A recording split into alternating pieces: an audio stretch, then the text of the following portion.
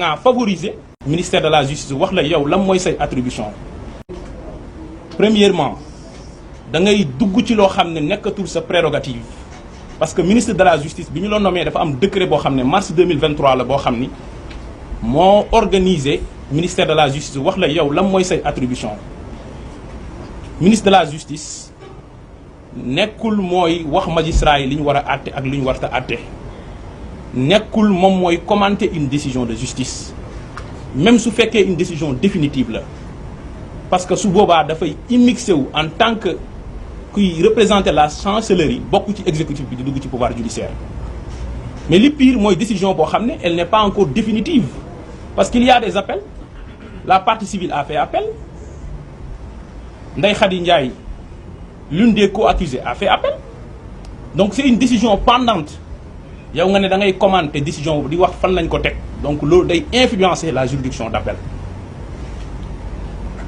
li pire nag mooy nee na dafay dugg ci esprit wu juge bi maanaam moom mooy wax juge boo xam ne àtte na ba pare mais ba léegi décision bi disponible gul te décision nag ñetti wàll la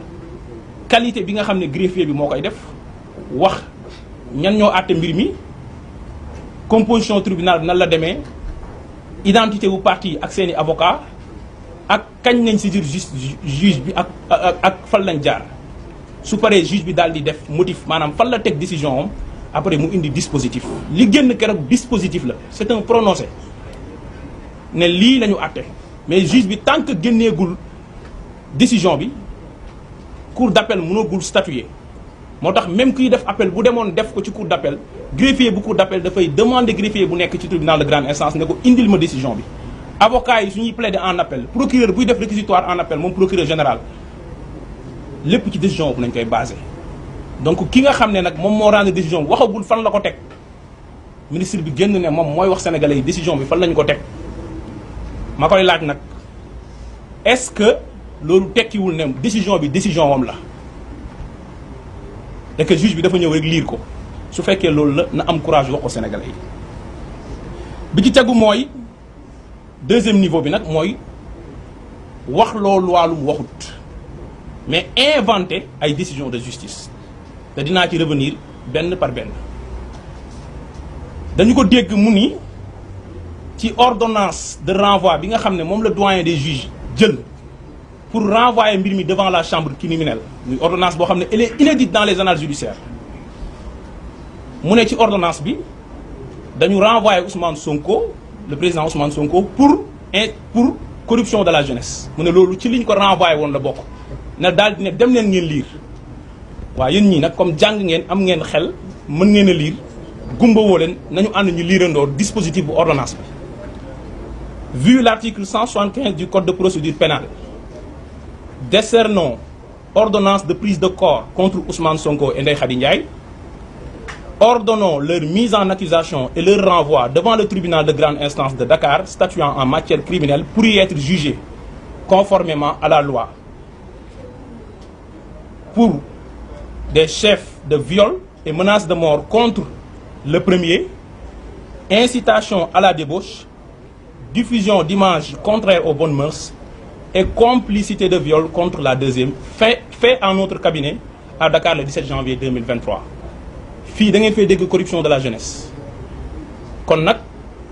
de tailleur constitutionnel il est désormais passé à faussaire pénal de tailleur constitutionnel il est devenu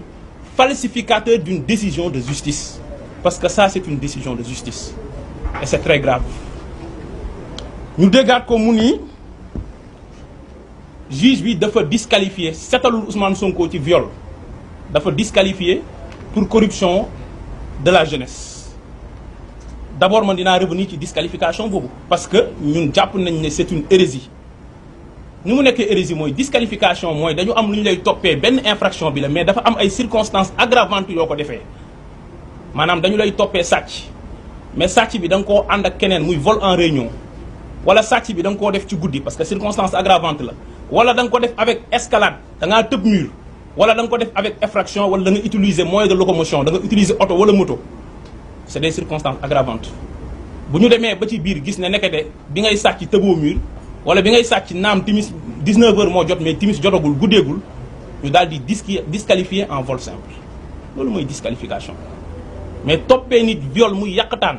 ne dafa forcer nit tourner fële ne la da nga def corruption à la jeunesse da ngaa ger ay nit pour yàq leen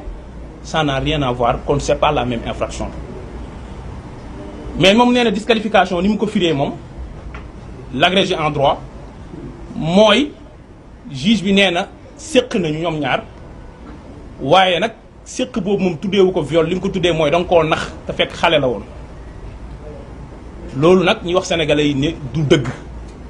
c'est un pur mensonge parce que loolu la tudd bu ngeen demee tribunal ngeen def archive yi décision de justice yi ñu génnee yëpp yoo xam ne dafa am disqualification c'est la même motivation dañu naan attendu que les faits par exemple de vol en réunion initialement reproché à X s'analyse plutôt en vol simple s'analyse plutôt ça veut tout simplement dire que li ñu la doon toppee fireetul lii lële la firi bu ñu ko gisee lii la ñu wan te loolu juge bi nag mooy wane après en quoi corruption de la jeunesse am na li tax signifié wul conjonction sexuelle maanaam ñaar ñi dañoo séq parce que dañuy leeral pour sénégalais yi dégg mooy dañuy dem liiraat parce que tey dañu bëgg lépp leer article 324 bu code pénal alinéa 2 sera puni aux peines prévues au présent article quiconque aura attenté aux mœurs en excitant, favorisant ou facilitant habituellement la débauche ou la corruption de la jeunesse de l'un ou de l'autre sexe en dessous de l'âge de 21 ans. Ça veut dire que atteinte aux mœurs mooy délit bi mais soo defee atteinte aux mœurs da nga ko def soit da ngaa favoriser wala nga exciter wala nga faciliter débauche muy benn wala nga corrompre jeunesse bi donc le délit corruption de la jeunesse mënul nekk infraction autonome moo tax décision de justice bi jàppee leen ko benn torsion boo xam ne nit ñi ci poubelle dañ koy sànni parce que du infraction moyen la pour nga def benn infraction élément constitutif la kon nag mën nga favoriser wala nga exciter ay jeunes pour ñu nekk ci débauche tey bu la neexee nga tabax sa kër dugal fa ay xale yu góor ak yu jigéen ñiy caaxaan tu as favorisé tu as excité tu as facilité la débauche ils ont moins de 21 ans mais est-ce que yow da ngaa séq ak ñoom relation bu dee góor nga ay jigéen ya fa nekk bu dee jigéen nga ay góor ya fa nekk kon bu taxawee ne bu ñu nee corruption de la jeunesse mooy conjonction sexuelle encore il a déformé la loi mais il a falsifié une décision de justice il ne peut plus être digne de garder les sceaux qui sont les symboles de la République parce que le département de la justice c'est un département de souveraineté c'est extrêmement important premièrement da ngay